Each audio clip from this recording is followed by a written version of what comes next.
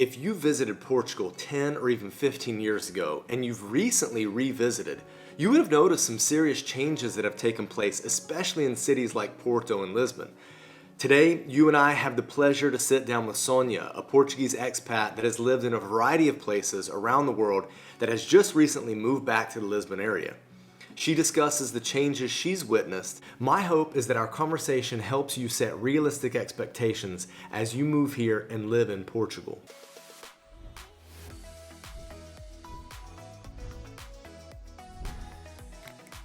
Well, so what was Lisbon like during 2001 to 2012? Well, it was actually very exciting. I came at the end of 2001, in December of 2001, and 9/11 had just happened. Right. So everybody was very afraid, unsure about traveling. Okay. And I don't know, I was young, so I was very excited to come, and I was like, okay, everything's gonna be okay. There's not gonna be any other problems. Let's go, let's move. And so I did. I got to Portugal at the end of 2001, and beginning of 2002, it was when the euro currency actually came in Europe, right? The bills and the coins. The currency had already started, I think, in 2019, but only in 2001 it came. So it was exciting because a lot of changes, culturally, socially, in terms of economy. A lot of projects were being financed by the European Union at the time, which made Portugal become a lot more international, to look for partners outside of Portugal to develop cultural and social and political as well, and economic projects. So between 2001 and 2012, I basically worked in all sorts of projects funded by the European Union, which made me work with countries like Spain, Italy, France mainly, and then when I moved to Wines of Portugal, to work with the world, right? Right. So it was actually a very exciting period, a period of growth, of internationalization for Portugal as well. So I think for me, it was the right time to come back. Okay, and do you feel like a lot of Portuguese people have international influences like you had during that time period when Europe opened up and became more collaborative? And there was a time when a lot of Portuguese people actually started to have a more international experience. Right. Maybe two reasons. One, because of these projects. Okay. But the other one had to do with the crisis, right? The economic crisis all over the world. So a lot of people actually went out to work in Europe and other countries, mainly Europe. The immigration at that time, I think it was a little bit different than 30 years before. Okay. So that was good because a lot of young people, a lot of qualified Portuguese people left, and then they returned. Okay. There were actually projects from the government to bring back the qualified talent that we had kind of lost. So again, it was a very interesting period when we had that mixture of the ones that stayed, that had all of this international experience with these projects, and the ones that left brought their international expertise and knowledge and experience back to Portugal. So I think that, the last 20 years have been very exciting for the country. That's awesome. No, I feel the same way. So in 2012, you decided to leave again. Yes. Why? So in 2012, I got an offer, a job offer, to work in Africa. Okay. Which I had done before, but I had never actually lived in Africa. I used to travel and then come back. At the time, it was to set a wine company in Angola, and then a branch in Mozambique. Okay. So for about 3 years, both I and my husband kind of lived, well, my husband lived in Mozambique most of the time because he's a civil engineer, so he was doing construction work there. But I kind of lived 1/3 of my life during those 3 years in Mozambique, between Mozambique, Portugal, and Angola, which was quite exciting as well. Sure. Right? A lot of traveling, but it was very good. It was very good. And it was a time of growth for Africa as well, which was very interesting. And it's a continent that has left a very dear memory in my heart and my mind. So what were some of the things that you felt living there and noticing the differences between the cultures, and how did that kind of change you at that time? Yeah. Well, as we all know, Africa, unfortunately, and these two countries, mainly Angola and Mozambique, even though they have a lot of money, they're very poor countries, right? So one of the things that I believe you learn right away when you start working and living in Africa is that despite the difficulties that 99% of the population lives, they're always happy. They teach you so much. Right. People are truly happy. You don't need money to be happy. You don't need money to be happy. And most of us and most of the companies that were in Africa at that time were obviously looking for money. Right? There was a crisis in Portugal, an economic crisis, so they expanded to these countries that were having a boom in terms of economy, right? Right. In terms of construction and in all areas, basically in all industries. So one thing that I've learned exactly, it's not, you don't need as much money to be happy. You do need, that's another thing that I've learned so much, to appreciate the good things that you take for granted in countries like in Portugal and the US, which is freedom, security, national health care that we have in Portugal. It doesn't exist. I remember being in Angola and seeing accidents on the street and thinking, they don't have an ambulance. What happens to people when they have an accident? Right. Right? So it was very stressful at the same time. But then the sunset is beautiful in Africa. People are beautiful. People are truly big hearts. Okay. And that's amazing. A hug in Africa is a true thing. Okay. It's a real hug. Awesome. And those things, I mean, you never forget. Nice. Okay, so that was 4 years. That takes us up to like 2016, and then you had another several years living abroad in South America before returning to Europe. Lisbon. Yeah. Well, in Europe and Lisbon. You returned to Lisbon in 2021. Yeah. About What had a changed? year ago. Yeah, so 10 years more or less had passed. Yeah. What had you noticed changed? When I came back to Lisbon. Yeah. Oh, so much. So during that whole time that I was in South America, obviously we returned home about 2, 3, 4 times a year. But it's very different when you return. You're Portuguese, but you return and you're a tourist. You're different. You're different, and you're a tourist, right? You're learning and seeing the country with different eyes, right? And in 2021, when I returned after COVID, what I found basically the two things that struck me completely was one, construction, in a positive way. Lisbon had a lot of old buildings that weren't, being taken care of. So a lot of good things have been done in terms of construction, of real estate, and so on. And the other thing was that I finally found Lisbon a true multicultural city. Okay. So I have always seen a lot of people, international people living around in Lisbon, but now I feel it almost like in Canada, right? Okay. That you walk on the street and you don't just hear English and Portuguese. You hear everything. You hear Mandarin, you hear Russian, you hear Polish, you hear a lot of languages. And that, to me, is truly the international scene. The restaurants. So I was connected to the wine industry for many years, for 12 years. So I knew the restaurant scene in Lisbon like nobody. Yeah. And when I returned in 2021, last year, I thought, I don't know Lisbon anymore. I don't know. First, in terms of international cuisine, for instance, which tells you a lot about the international environment that you're living in a city, right? It was amazing. Now you can actually decide, today I want to have Indian, but real good Indian food. Yeah. Now I want to have like Japanese or, Mandarin or South Korean or Vietnamese food. I didn't remember that before. Yeah, well, this is the one thing that strikes me and my wife when we come here, the options in terms of culinary scene. Yeah.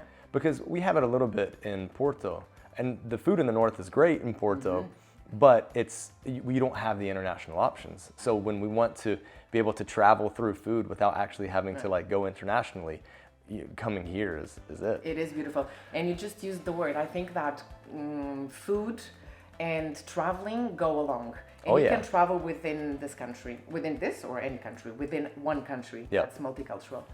So that's the most exciting thing, one of the most exciting things. And then obviously in these last 20 years, since I moved from Canada here, I mean, the progressiveness of the country, it's outstanding to me. People are truly more progressive. I think that the Portuguese were always very open to internationals, to people from all over the world, because as our history says, like, we traveled a lot for need. We needed it to leave this little small corner of the world. So we traveled. And I think that Portuguese people truly like to be exposed to the international scene. And you see that a lot in Lisbon. As you know, most of the people from Lisbon are not actually from Lisbon. Right. Their parents were either from the north or from the south, so they are a little bit international as well. And not international, but they are all migrants as well within the country, right? Okay. So that's also opens people's hearts and minds to new cultures, basically. Do you notice a sentiment, a negative sentiment towards foreigners in Lisbon or in other parts of the country that you visited? Or are most people open? Like, what have you kind of seen? I think you have a mixture. Okay. I'm not going to say it's all positive. Sure. It isn't, because immigration, and I was an immigrant in Canada when I was 16. Immigration always brings a little bit of, I wouldn't say untrust, but people feel uncomfortable about. They are afraid more than uncomfortable. They're afraid of losing their jobs. That's most of what you hear, basically, right? Yeah. So the real estate prices have increased, which is truth. It's a reality. But the job thing, it's to me, it's not real. It's not a real thing. Yeah. Basically, I think that when people move abroad, either because they need it, in terms of money or security or safety or whatever it is, or because they wish to have an international experience. Yep. They are truly open to get involved in the local community, in the local society. Right. And usually they bring very positive things. Like they want to be part of the growth, of the progressiveness, of the development of the country. They're foreigners. Yep. Okay? Yeah, so they want to be accepted. Sure. They want to behave. Let's say. Yeah. I'm talking for myself, right? That's always the feel that you have when you move abroad. You want to respect the culture. It's not your birth country. Yep. You wanted it to be your country in your heart. Yeah. So you want to be respected, so you respect back. So that's the experience that I have with internationals. In terms of the Portuguese, I think that most of the people do actually see it like this. But yes, there is a part of society that is afraid of losing their jobs because of more qualified international employees and so on and so forth. So, but that only brings a much need for people to develop their game up, their skills. Exactly. Yeah, that's it. Exactly. Okay, interesting. And that's one of the things that I think that the governments have been learning. Okay.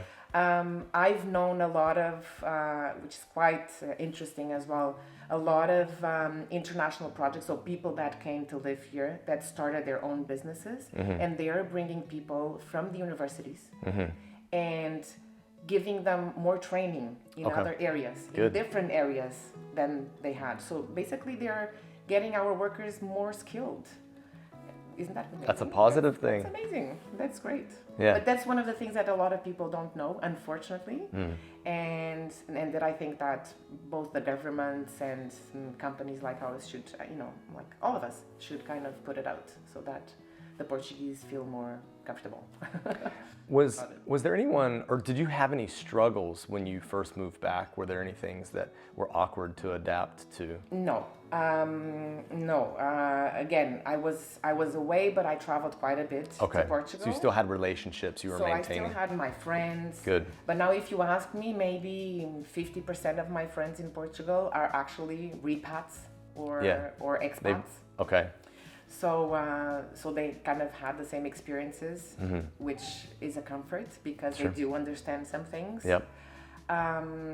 Yes, sometimes it's hard to fight that more that resent that people sometimes have with internationals. But again, I mean, overall, I have a lot of friends here. My husband's family is here, so we do have a support net. When I moved from Canada in 2001, then it was that was important. I had a group of friends that were actually moving from other countries as well. Okay. Basically and then the group was basically from Canada, from Holland, and from Switzerland. Moving back to Portugal. Moving back to Portugal. Okay. We were all moving back to Portugal as young adults. Cool. So that was very important at the time. Sure. Very. I felt that I needed it to adapt more at that time than now, obviously. Okay, nice. So what are some things that you wish that expats or immigrants coming into Portugal knew about Portugal before they arrived, or kind of as they're settling in? Are there some things that you really wish that they would know so they can adapt better? Well, obviously, there's like a world of things to learn when you're moving, but I think that nowadays technology and internet has given us like all sorts of information. So if resources. people want to, they have all of the resources they wish to learn about Portugal and the Portuguese culture. And there's a lot of articles written by expats and expat stories that can help. But one of the things that I think it's important for people to know is that Portugal is not only about nice beaches and nice weather, because it is, but I think that it would be interesting for people to understand that it is a country that has grown quite a bit lately, Right. Yep. and it has a lot of opportunities. And I think that a lot of those opportunities are brought by the Portuguese and the internationals, as we were speaking before. And that the Portuguese are truly nice people. We speak loud. So sometimes people are a little bit scared about it. No, we do speak loud. We are very loud. So that's one of the things you should know about the Portuguese. Okay. So don't get scared, don't get intimidated. We're not upset, we just speak loud. We're very, enthusiastic about things. Yep. But at the same time that the Portuguese they're humble at heart. They are humble at heart. And they do appreciate a lot their security in terms of, of society as a whole. And we do love to eat. Yep. So that's if you're coming to Portugal, do learn that eating is a big part of our culture. Yep. Eating and drinking. Absolutely. Wine is a big part of our culture. The cocktail, actually, I talk about wine and I thought about it. One of the things when I moved last year that struck me again, it was the cocktail bars. Okay. That didn't exist in Portugal. Okay. That's a very That international scene has thing. exploded. That's right. Completely. The Portuguese, they drink wines. They don't drink cocktails, right? So Right. it's like, oh my God, now we have a cocktail industry in Portugal, finally. Yeah. Right? I don't know. I think there's a lot of opportunities for expats here. And again, we're not all about sun and beaches and so on. But safety is very important. Yep. Again, healthcare is very important for us, and it's a plus, I think, for everybody that wants to come here. And even though I think Portugal is open to immigration, I mean, not only open, but needs immigration. Portugal does need immigration. We do appreciate these things. So Right. the Portuguese are always very sure that they want to have more and more people, but they want to keep as a safe country, as a very... Right. You don't want the negatives No. of, yeah. No, I totally get that. So what are some things that you wish Portuguese knew about foreigners? Because you were a foreigner once, Yeah. Multiple times you were a Multiple foreigner times, yeah. in different places. So what do you wish that Exactly they knew? the same. That Okay. the foreigners, they want to be included, accepted. So they're not coming to bring bad energies or bad things. Yep. On the contrary, they bring a lot of experiences, open-mindedness, which is very important, I believe, to a society. And I wish that the Portuguese see the international scene as it is, like Yep. people that want to have an experience, people that want to work honestly and be part of the development and the progression of the country. Right. And I think that's what people want, basically, Right. when they move abroad, right? Yeah, They want to absolutely. be part, and they want to be seen as good for the country. Yep. Okay, so we're 2/3 of the way through 2022. You've been here about a year, About a back about a year. You feel like you've settled back in? I think so. I mean, every day is a step forward. As I told you, I mean, moving back, it's always nice because it's your country of birth. But if there's one thing that I've learned about myself all of these years is that I am probably a little bit restless. Okay. So moving, it's something important for me. Yep. And obviously, it's nicer to come back now when I feel that Portugal is more international. Right. So I have a lot more to relate to than 20 years ago. That's right. And that's why it was harder 20 years ago than it is today. But yeah, I think I've settled. If you ask me if it's going to be for life, you never say never. That's just it. And at Expats Everywhere, we believe that living abroad transforms lives. So how has living abroad transformed your life? Oh dear, absolutely, completely. I wouldn't be here speaking to you if I hadn't been away. I think I do look at the world differently. I think that living abroad makes you more resilient, more tolerant, more open-minded. If there's one thing I love to do when I travel and when I live abroad is to do like simple things like sit in a cafe and just look at people, the way they move, the way they buy things, what they consume, the way they interact with each other. And I love to speak to strangers in the street. Do you? Okay? Yeah. Okay. In Portugal, people go like, "Why do you speak to strangers on the street?" Like, they always ask me. I said, "Because I love it," and I do love it.